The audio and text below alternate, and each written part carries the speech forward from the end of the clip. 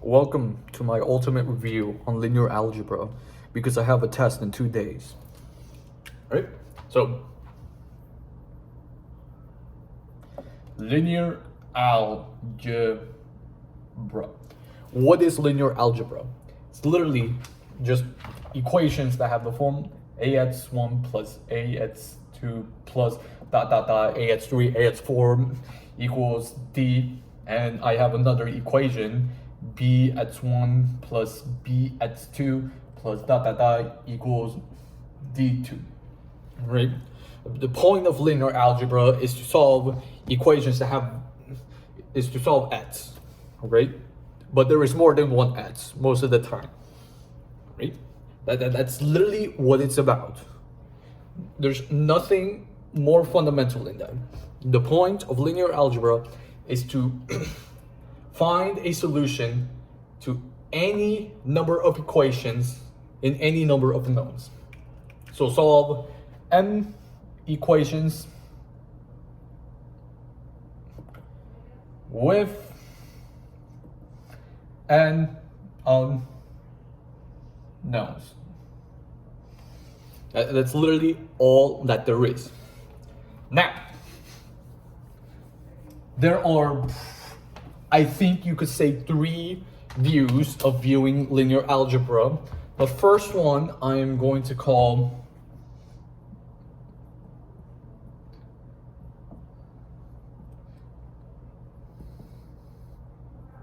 traditional. That traditional view is what I've shown you before.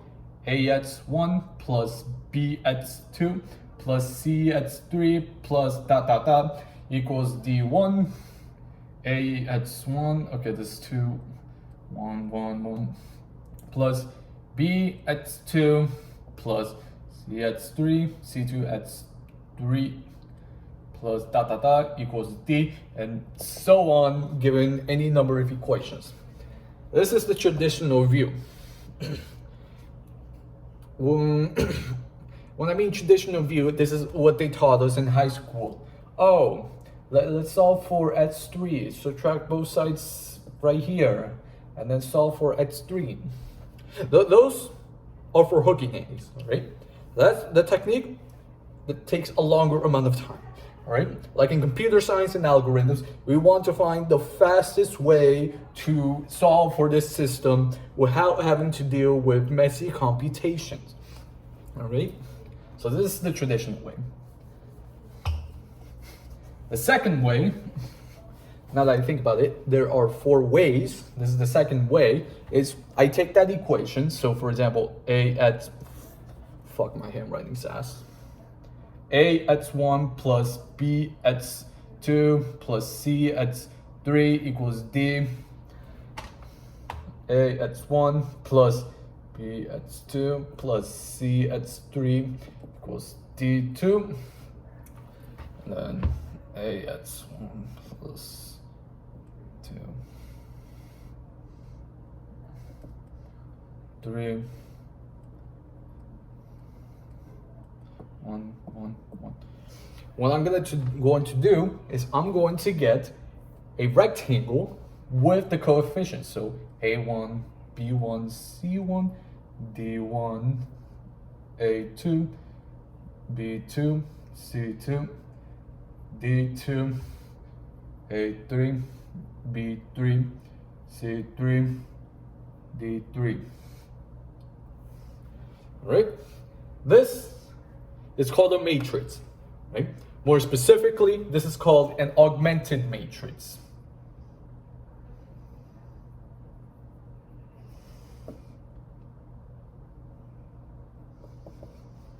What an augmented matrix is, it's just a matrix that contains a smaller matrix. This matrix right here, the A, B, C, all whatever, this is called the coefficient matrix.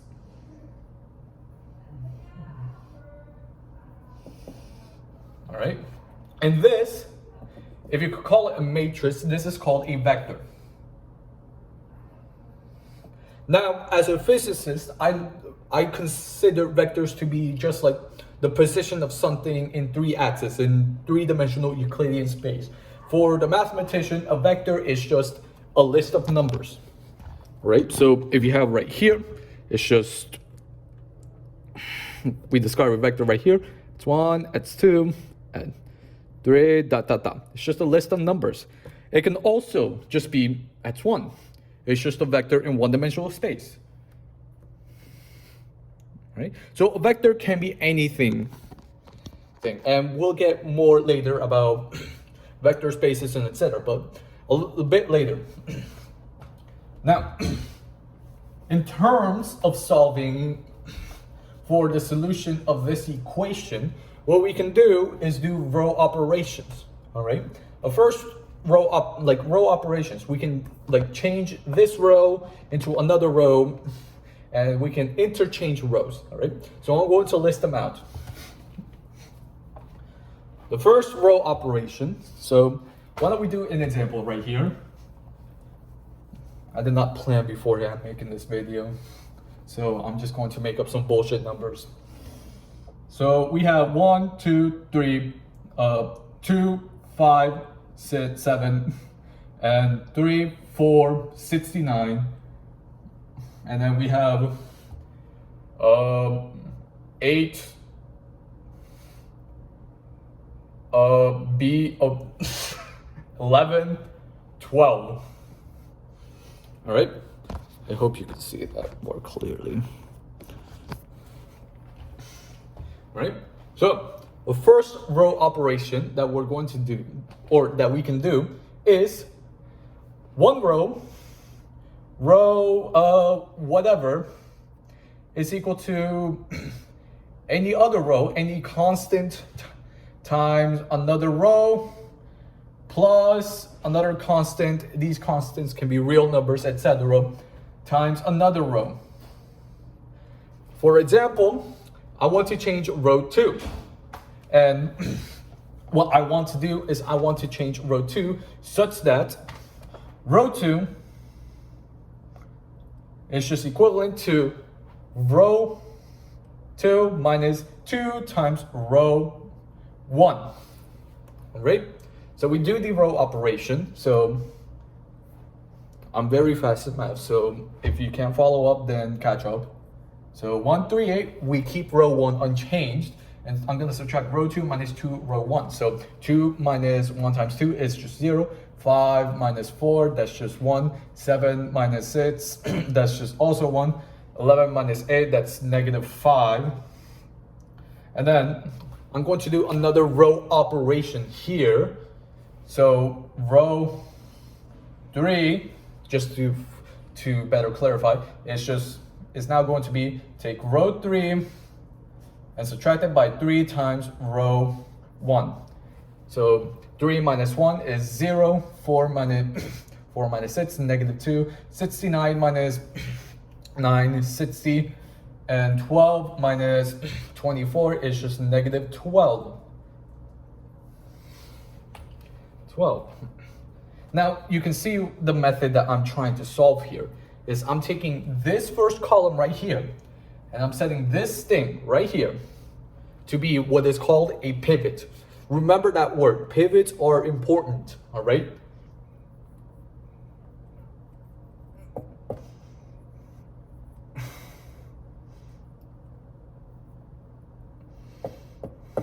Right? If I have to echo that pivots are important, then I will.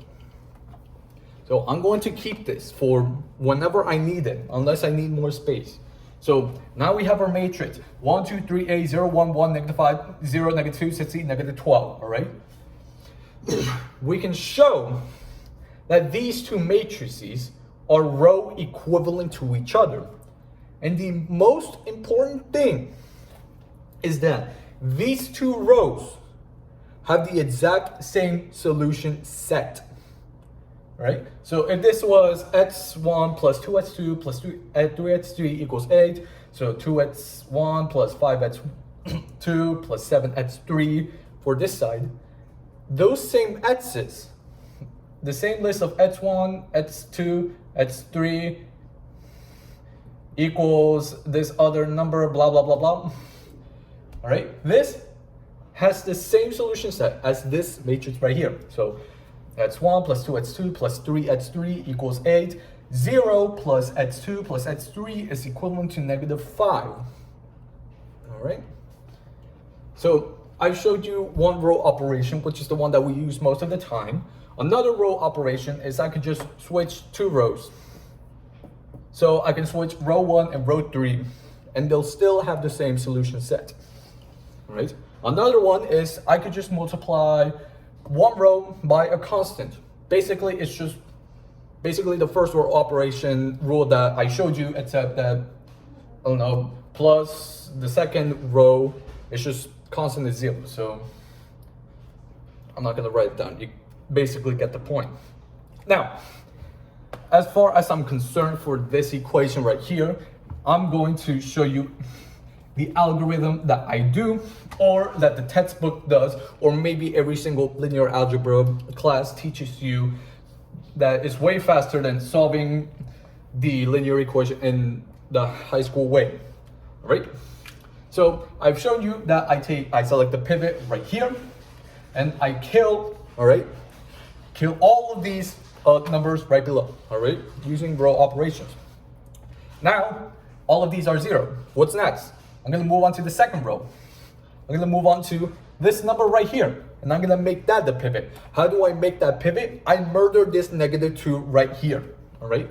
So I'm going to take row 2 is equivalent to row 2 plus 2 times, no, row 3 is equivalent to row 3 plus 2 times row 2. Row 3 equals row 3 plus 2, row 2.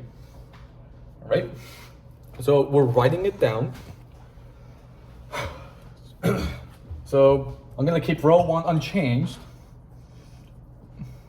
0, 1, 1, -5, and 0. So -2 plus 2, 0. 60 plus 2, 62.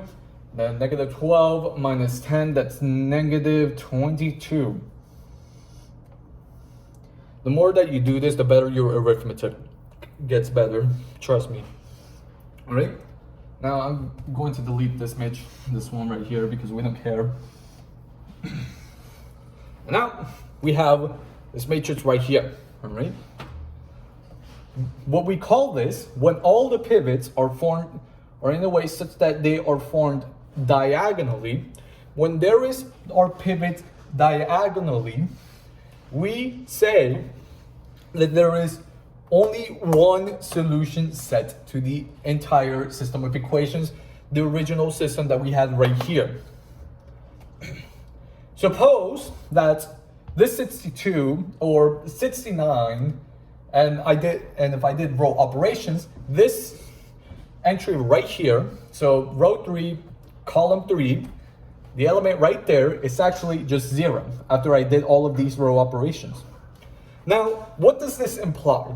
So, if I convert this back into AX plus BX plus CX, whatever, I can see that 0x1 plus 0x2 plus 0x3 is equal to -22, which implies that 0 is equivalent to -22, which is obviously in itself a contradiction. Now, what does that say when we found a contradiction in this system of equations? What that means is this equation has no solution. All right? And if you like to think about it in Euclidean space, is that these hyperplanes don't meet. That's what it's trying to say here. They don't meet at the three planes itself don't meet at a specific point. If you like to think about it in two-dimensional Euclidean space, it's that these two lines never intersect each other. All right? Now, we have our equation, which was 62, and then boom, that's our solution. What if both the 62 and the -22 are both 0? Which obviously would imply that 0 equals 0. This is still true. But if you look at this equation right here, and you convert it back to the traditional way, you can see that x1 plus x2 plus 2x3 equals 8, x2 plus x3 equals -5. There's nothing in here. The third column the third column does not have any pivot, all right? Let's see. What this is like trying to say here, or what we want to do, if x1 is represented by this, and x2 is represented by this, x3, the column represented by x3, does not have a pivot, and we say that x3 is free from all the pain that we endure.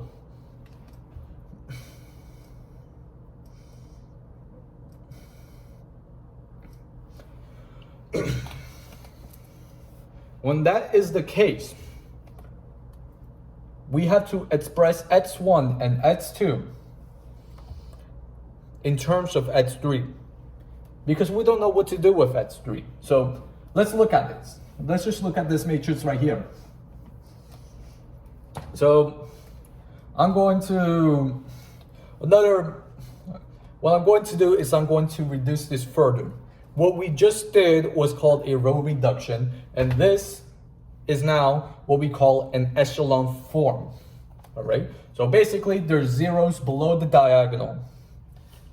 What we're going to do is we're going to put this into reduced echelon form. So basically apply the same to the upper diagonal part. So I'm going to kill this 2 right here. So how do I do that? So first, row 1 becomes row 1 minus 2 row 2, which implies that this is row equivalent to 1, 2 minus 2 is 0, 3 minus 2 is 0, 8 plus 10, that's just 18, and so 0, 1, 1, negative 5. Oh wait, this is 1. 0, 0, 0, 0. Sorry, that's my dog. All right. Now, let's convert this back to traditional view. So we got x1 plus x3 is equal to 18, and we have x2 is equal to plus x3 is equivalent to -5, and 0 equals 0. Now that doesn't matter. What we're going to do is x1 is equivalent to 18 minus x3, and x2 is equivalent to -5 minus x3. I hope this looks familiar for those who have taken multivariable calculus. And suppose that we replace x3 by t, and x2 becomes y, and x1 becomes x. This is just this is just a way of representing a parametric equation. And what this is saying is that this is a line.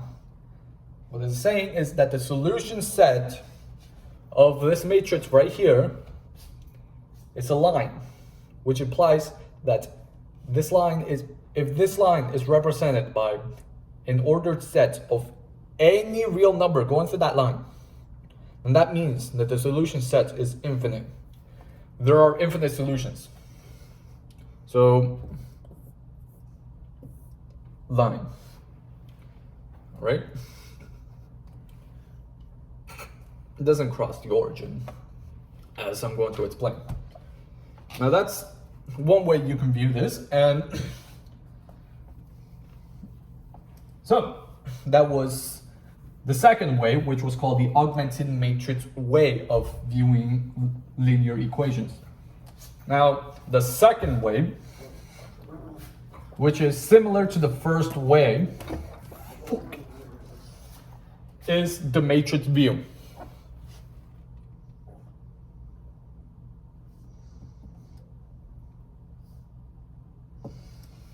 So I'm going to also make an equation. So I have 2x1 plus 3x2. I'm just gonna make it two-dimensional. It's equivalent to 7x1 minus 4x2 is equivalent to 20. I'm gonna convert this, so I'm gonna take the coefficients into 2, 3, 7, -4. And I'm gonna put the x's into a vector. It's 1, it's 2, and it's equivalent to 8, 20. Now, what this is saying is that if I have if I have a pair, all right, or a vector representing any point in space, it can be anything, so long as it follows the properties of vectors, which we'll discuss later if I even have the time to do so. I'm going to transform this vector. So in two-dimensional space, as in this example, let's say that my vector is this. So x1, x2.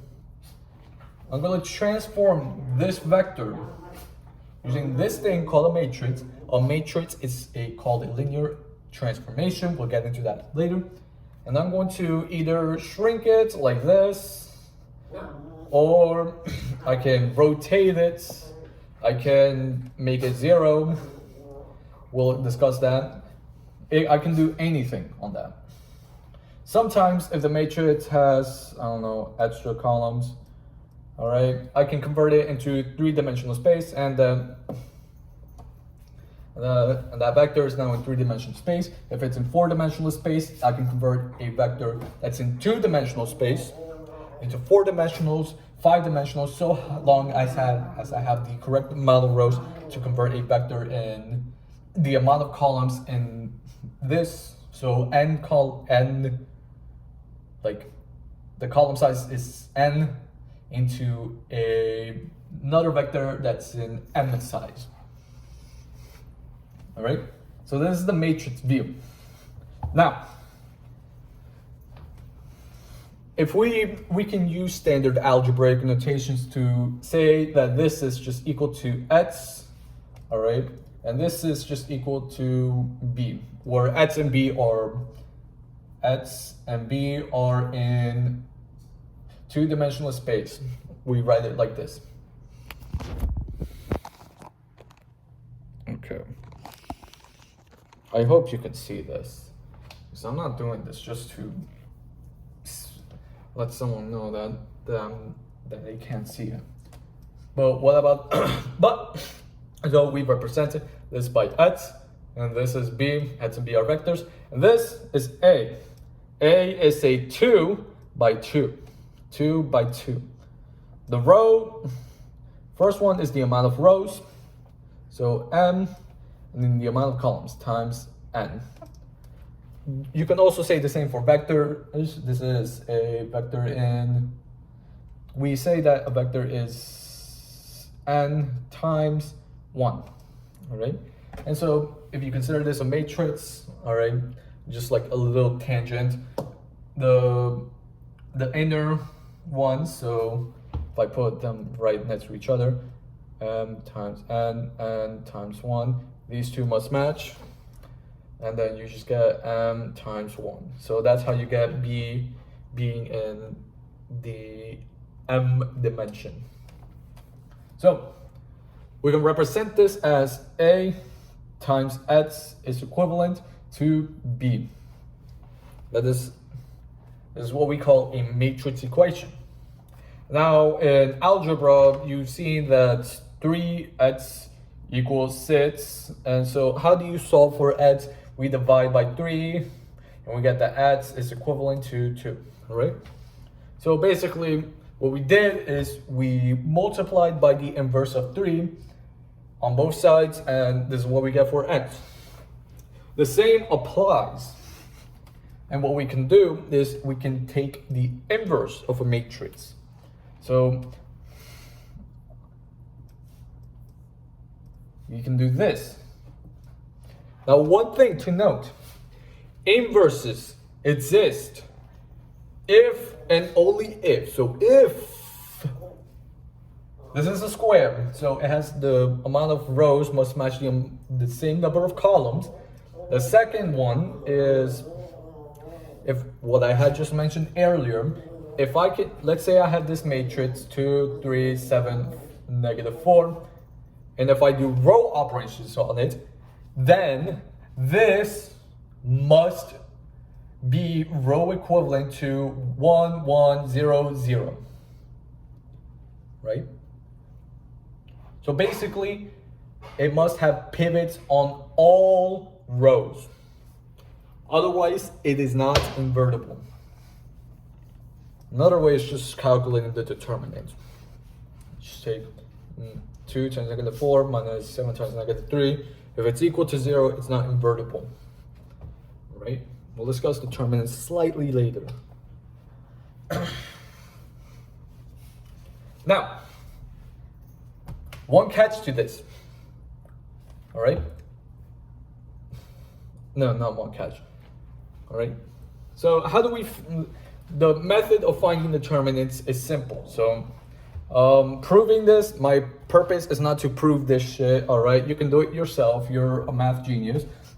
I believe in you. So I'm going to take this matrix, 2, 3, 7, -4, and I'm going to make an augmented matrix with 1, 1, 0, 0. This matrix right here, 1, 0, 0, 1, and just any matrix that has ones on the diagonal, it's a square matrix, blah, blah, blah, blah, blah. This is what we call an identity, the identity matrix. It's basically the number 1 when multiplying real numbers, but in matrix form. Because we haven't gotten to matrix multiplication, but anything times the identity matrix is just itself. Just as 3 times 1 is equivalent to 3, x times 1 is just x itself. All right?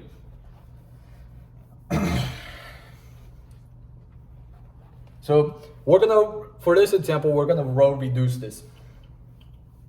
So I'm gonna kill the number 7 right here by taking 2 times row 2 minus 7 times row 1. So that's going to be row equivalent to 2, 3, 1, 0. So that's going to be 0. So -8 minus 21. That's going to be -29. 0 minus 7 is going to be -7. So this is going to be 2. All right. And I'm going to take this, and I'm going to eliminate this into here. So, and kill the 3 right here. So row 1 equals, fuck, this is gonna be hard. 29. Oh, okay. This is what I'm gonna do. I'm not gonna pull out my calculator. Not a coward. 7. Fuck, what was that? This is 2. I'm gonna divide the second row by -29. So 2, 3, 1, 0, 0, 1, 7 over 29, -2 over 29. Fractions aren't hard. Fractions aren't hard. Please repeat that to yourself. All right? Computers are going to do this, all right? We just need to know the theory and apply it. All right? So now I'm going to take row 1 minus 3 row 2, and I get that it's just nothing but we're equivalent to 2, 0, 1 minus 21 over 29 and 6 over 29. 7 over 29, -2 over 29, 0, 1. Numbers are ugly, all right? You gotta get used to it, all right? So we divide this by, and now what we're going to do is we're going to divide row 1 by 2 so that we can get this part right here, the square right here, not including the straight line up. And we get that it's row equivalent to 1, 0, 1 minus 21 over 29 divided by 2, and 3 over 29, 0, 1, 7 over 29, and negative 2 over 29. And what you can do is you can take this huge clusterfuck right here, and that's your inverse. So the inverse of 2, 3, 7, negative 4, we do it by to the power of negative 1, is nothing but 1. I'm not doing this. That made that clusterfuck right there, all right? And now, if we multiply both sides to the left of this equation by inverse A, you know that A negative 1 is just, this is going to produce 1, because in the standard sense, 3 divided by 3 is just 1. But in matrix 1, the matrix equivalency of 1 is just the identity matrix.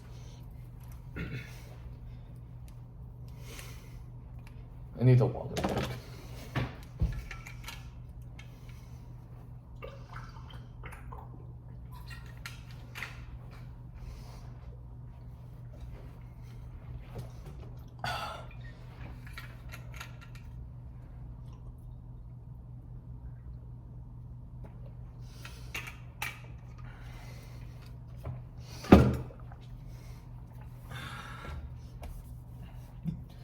All right, you can do the math. If I get it wrong, then piss on me. Now, we're gonna go a little bit into digression of matrix algebra. And matrix algebra is really simple. We just have to know 2 rules. All right, so we're going to be swaying away from solving linear equations and just look at matrices in just general, right? So the first rule, A, B is sometimes not equal to B, A. All right?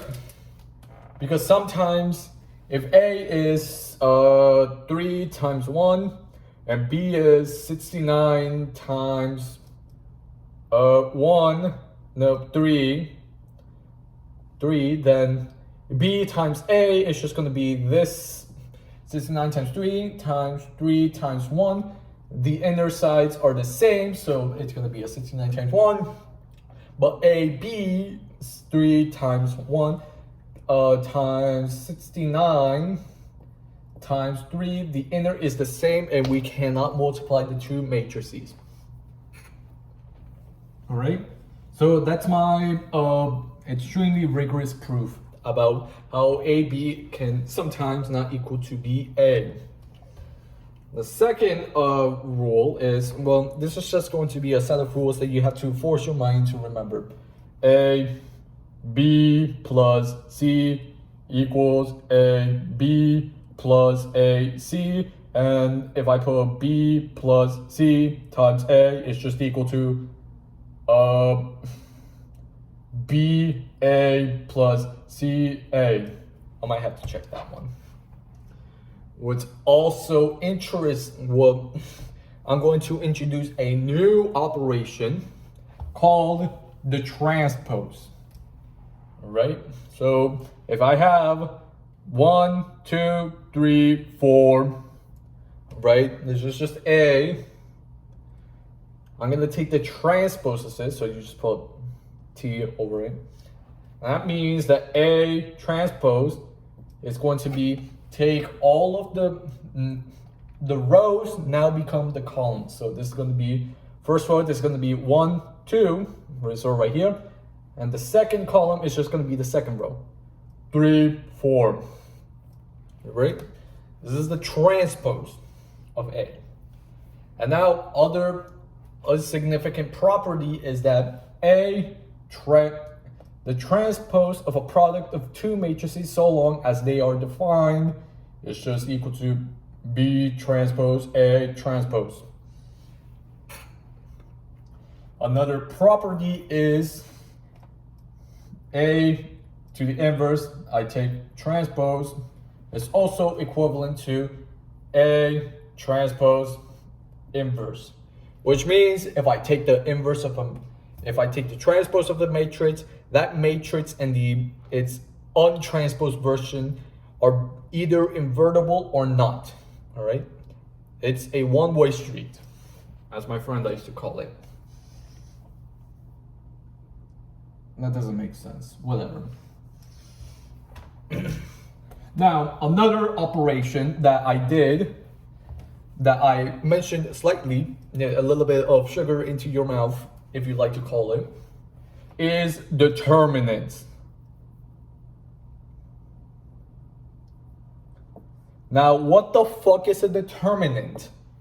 Basically, a determinant, okay, let's just go over on how to calculate a determinant of a 2 by 2. So 1, 2, 3, 4. If I take that of 1, 2, 3, 4, I get 1 times 4 minus 3 times 2. It's just 4 minus 6. All right. But what does this mean? Now, if you take a multivariable calculus, these two vectors, this is the volume of the parallelogram. All right? This is the area of the parallelogram. If it was three-dimensional, so 1, 2, 3, 4, 5, 6, 7, 8, 69, all right? This is gonna be the volume of the parallelepiped. Parallelepiped, yeah, that's how you say it, all right? So basically, in the Euclidean sense, you can see that the determinant is more like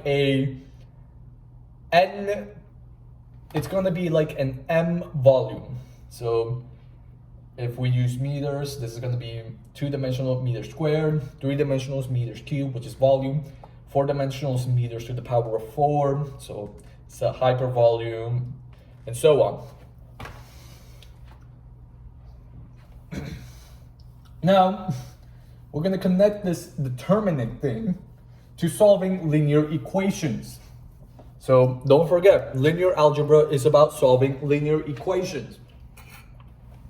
So if I have 1, 2, 3, 4 times x1, x2 equals some numbers that I don't care about, we'll call them B. All right. This can be solved. X1 and X2 can be solved if the determinant of A is not equal to 0. You can prove that later. I might do another video on proofs. I like doing proofs personally.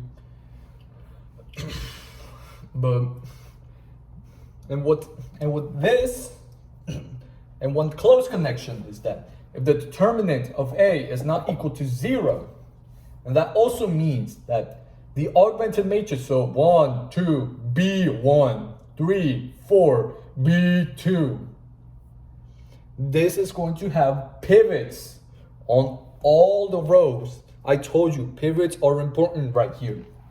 All right? Pivots, pivots, pivots, pivots, pivots.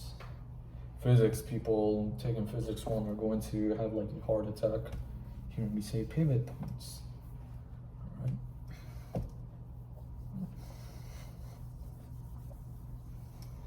All right.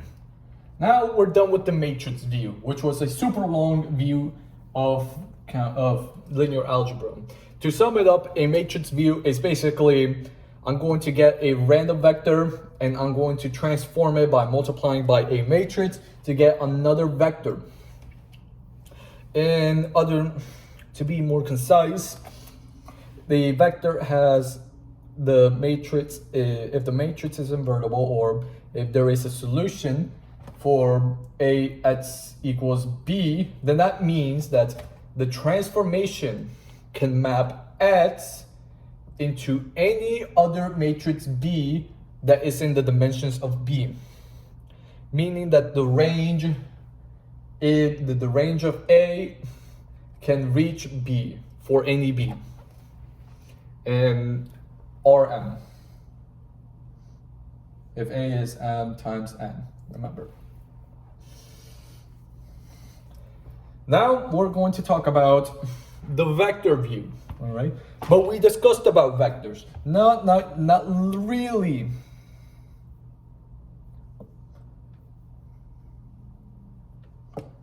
Fuck, I spelled it wrong. The vector view, all right? So we're gonna look at the matrix equation, all right? So A1, B1, A2, B2 times X1, X2 equals B1, B2. Now, I'm going to write it in a funky way. I can say that B1, B2 is equivalent to X1 times A1, so A2. So this is just a constant times a vector, and then plus X2. Fuck, I did 2B. This is C now, because I said so. B1, B2.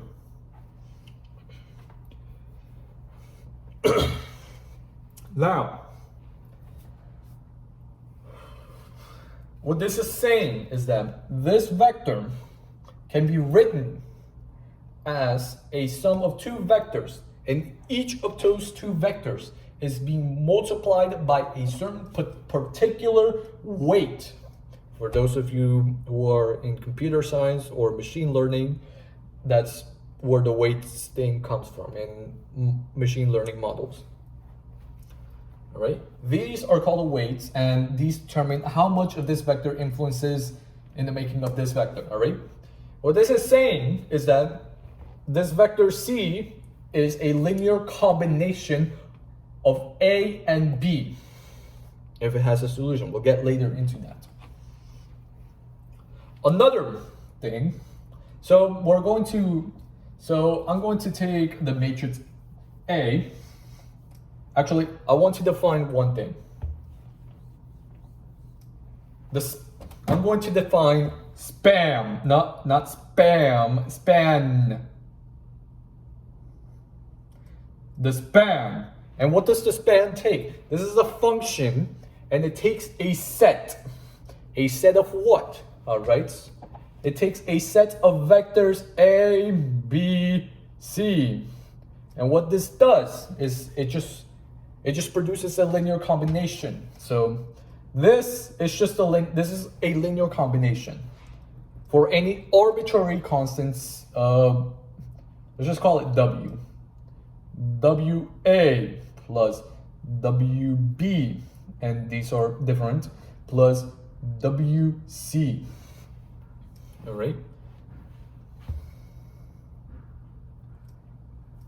So the span of that set, let's just call it S, is this. Now, one little observation, all right? Suppose I had the standard unit vectors for those physics daddies, you know what I'm talking about. The span of I and J, which is just 1, 0, 0, 1. All right? This is just going to be equivalent to Ci plus C1I plus Cj.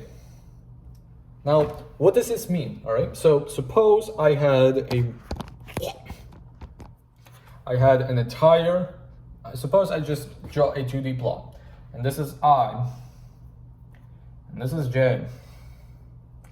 Now, let's ignore J for a moment. Let's just set C2 equal to 0 because C and C2, C1 are elements are in like one-dimensional space. They're all real numbers. I can multiply I hat by any constant. So it can I hat can be this. So 2 I hat, 3 I hat. It's a real number. So this is basically going to stretch the entire x-axis. All right, so I draw as a line. So in case you want to view it, let's take this vector. I can multiply by this. I can produce a vector right here. I can just span its entire line, right? Now, I'm going to introduce j hat. So if I add j hat right here, I can add a j hat right here.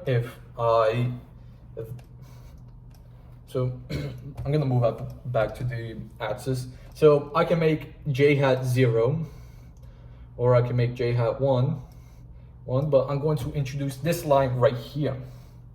So I can make j hat 0.001 or 2, and so on. Well, basically it's going to take this, any arbitrary like line that has one vector, it's going to make an entire plane. So what I get is, let's just construct z, a z-axis, and I and j.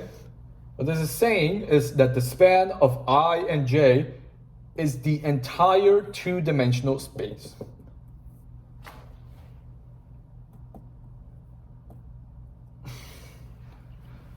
This is important, all right? I'm going to, because if we go back to our matrix equation,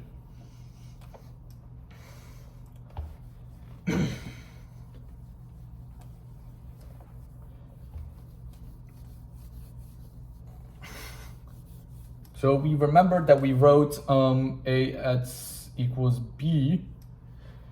What I'm saying is that B equals x1. Let's just say that A is equivalent to A1, A2, A3, and so on, where these subscripts just indicate vectors. So the columns of A are vectors. That's another important thing. What this is saying is that if we defined the span as just the weights times the vectors, what this is saying that B is equivalent to the span of columns of A. All right? And this is very similar to saying, does the system have a solution? Is the matrix invertible? Is the determinant of a matrix 0 or not? It's almost the same way of saying it. But instead of using the standard traditional high school approach that I told you to abandon, I didn't say that earlier. Now I should tell you, you probably abandon it or join our linear algebra cult if there is one. What this is saying is that we can view it in multiple ways. Can B be represented, the vector B in any m-dimensional space, can it be inside the span of the columns of A? So if, let's just say, because if B is not in the span of the columns of A, so let's say this plane right here is the span of A, of the columns of A. And if B is not in the span of the columns of A, it's just going to be, it's not going to be inside the plane. All right? So this would imply that it's not a solution. Right? Right?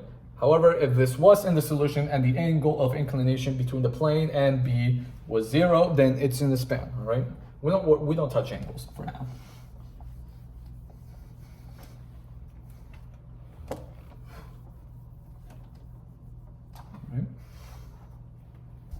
I'm going to touch another topic called linear independence.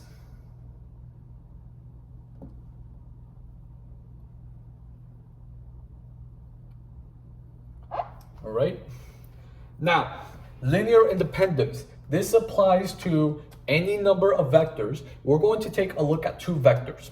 So 2, 1. Let's just say S is equivalent to the set containing 2, 1, and 4, 2. Now, by simple observation, or by inspection, as the math textbooks like to say, this vector right here is just a multiple of this first vector, or namely, 4, 2 is just 2 times the vector 2, 1.